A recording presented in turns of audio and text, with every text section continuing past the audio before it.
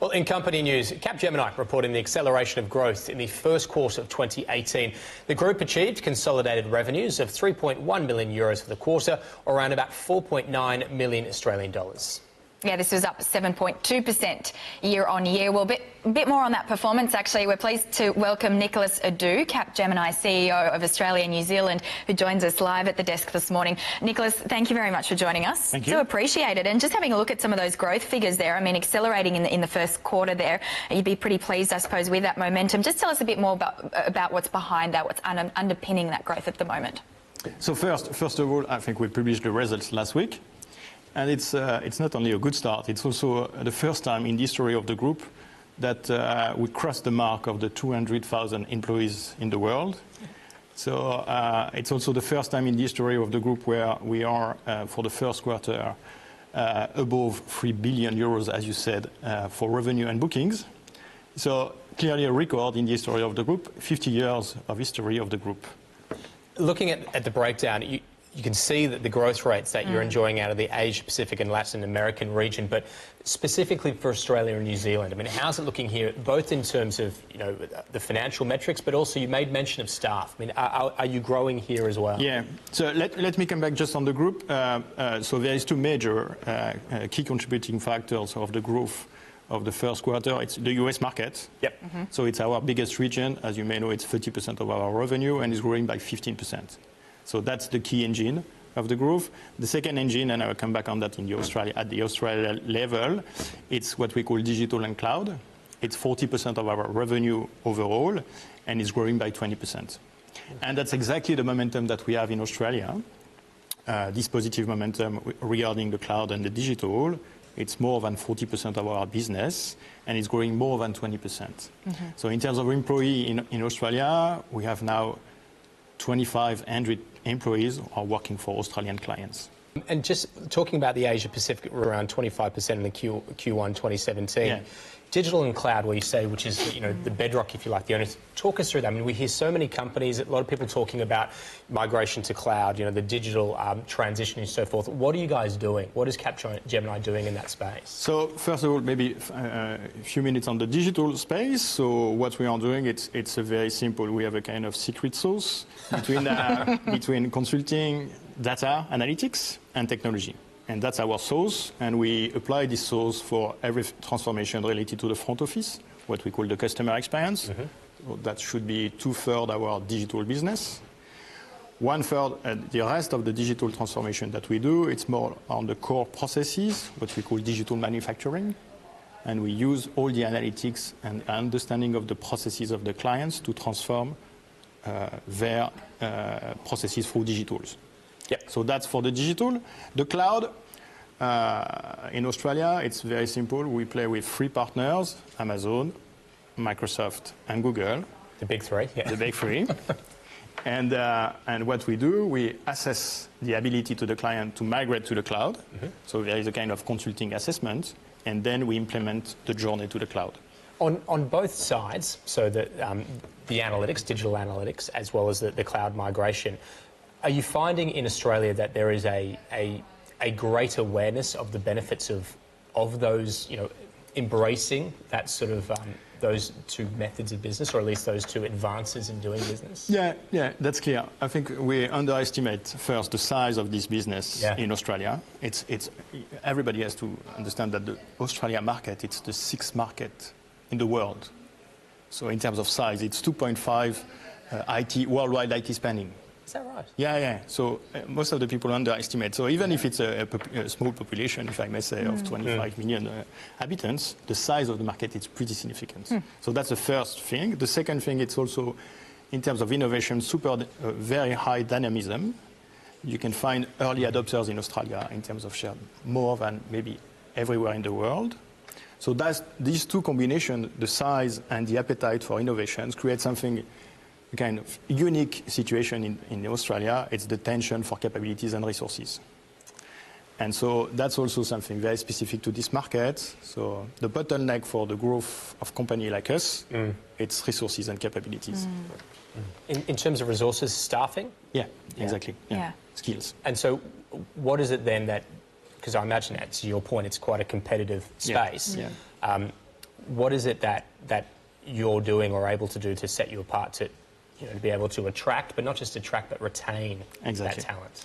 So the first thing that we set since within the group, as I said, we are a group of 200,000 people.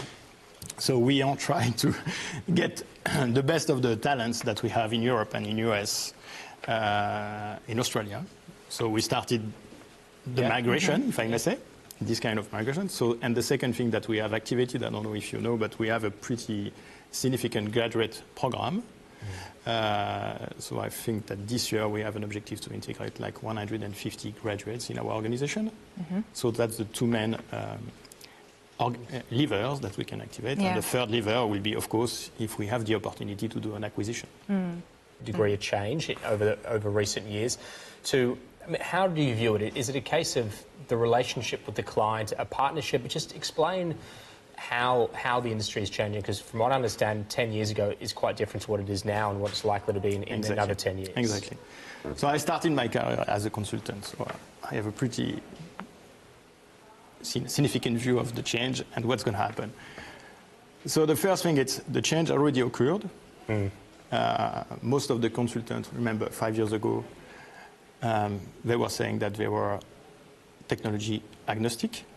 In fact, they were ignorant.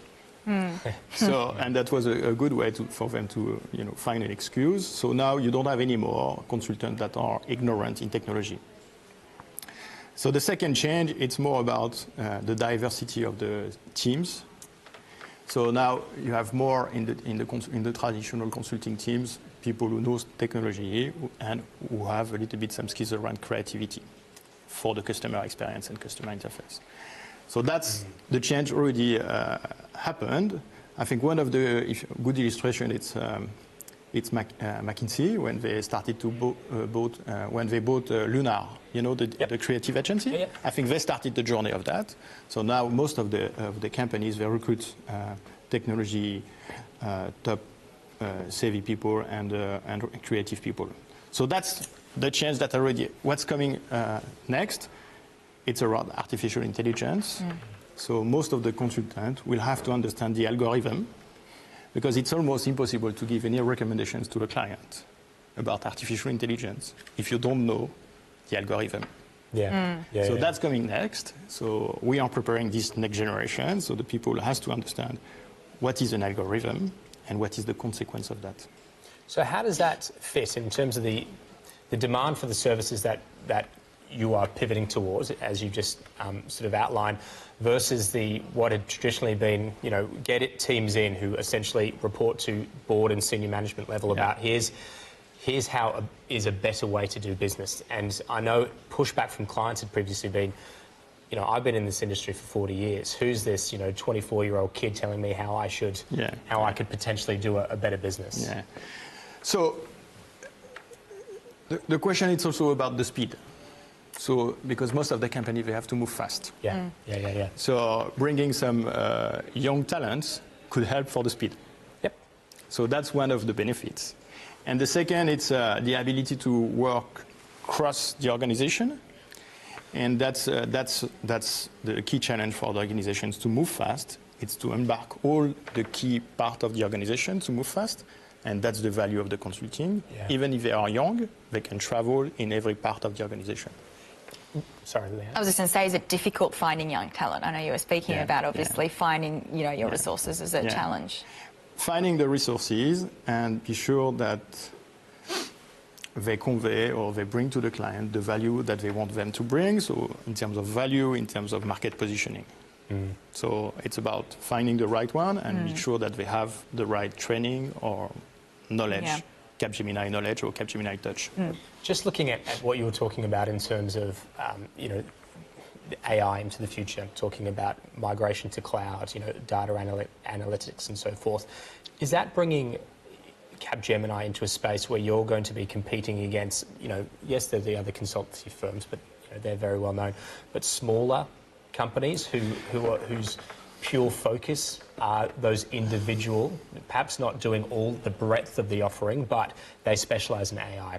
Another one might specialize in data analytics. Another one will specialize in cloud migration, bringing you into the realm of almost a bigger market, if you like, but with smaller competitors. So you're right. There is a clear competition at the beginning of the discussion. Yep.